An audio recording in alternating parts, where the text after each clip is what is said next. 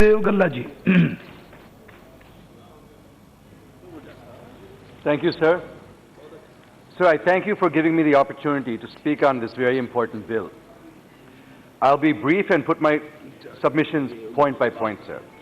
The first point I'd like to make is relating to Clause 2 of the bill, which deals with definitions. Sir, Clause 2, bracket 42, defines service and brought under its purview a host of services, right from banking to entertainment. But there's no mention of healthcare, sir, which is a very important service.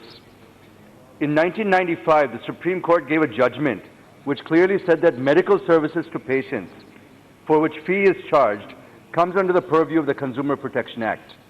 But conspicuously, this bill has left out this direction of the Supreme Court. Not just paid service, sir. Even service provided in government hospitals free of charge should be included in this bill, sir. It's not about whether they're charging something or not, is what is the rights of a consumer, regardless of whether the service is free or on chargeable basis. So even free government services should be brought under this bill, sir.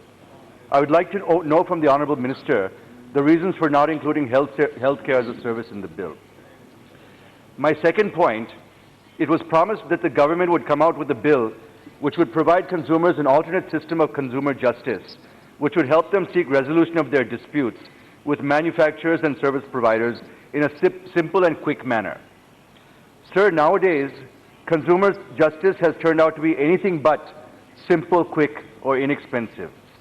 The cases are piling up at every level. But I find no such provision in this bill. So I would like to know from the Honourable Minister, how is he going to simplify the procedure and resolve disputes in a fixed time frame, as was promised to the consumers of this country? Sir, the third point, Clause 2, bracket 7 and bracket 42 of the bill define the words consumer and services. Here you are putting a condition that there has to be some consideration to go before the concerned forum. Sir, I feel that consideration should not be a condition precedent in case of availing medical or municipal services provided by the government. Let me give an example. A victim of medical negligence in a government hospital, or if a person dies due to negligence of any of the identified municipal services, should also be entitled to compensation, sir. The proposed bill restricts this. It says that there has to be a consideration. I feel that the definition should be enlarged, bringing even free services provided by the government under the purview of the bill for compensation, sir. I request the Honourable Minister to please consider this. Sir, the fourth point, Clause 89 of the bill, talks about punishment for false or misleading advertisements, which have far-reaching implications. There are penal provisions which say that in case of false advertisements, the imprisonment will be for 2 years and a fine of 5 lakhs. But the bill is silent on surrogate advertisements, sir. For example, if you have surrogate advertisements for alcohol brands, pan masala brands, cigarette brands, and other such type of dangerous products, where advertising is restricted, they come out with these surrogate advertisements, sir. We're all aware. There'll be mineral water, liquor brands advertising of mineral water and so on. There are advertisements where brands claim that doctors recommend a particular toothpaste, health drink, etc. also. And if such toothpaste or health drink misrepresents, then penal action has to be taken against such brand and company. But there is no such provision in the bill for surrogate advertisements. So I request the Honourable Minister to please give a serious thought to surrogate advertisements. The next point, and very important point, sir, is related to Clause 10, which deals with the appointment of the Chief Commissioner of Central Consumer Protection Authority. And Clause 42 deals with the appointment of the State Consumer Disputes Redressal Commission. When it comes to the composition of the commission, the bill does not mention anything about the composition of the Central Consumer Protection Authority. The bill delegates powers with regard to qualification, terms and conditions. I'm just completing in a minute or two, sir. The bill delegates powers with regards to qualification, terms and conditions of service, salaries, etc.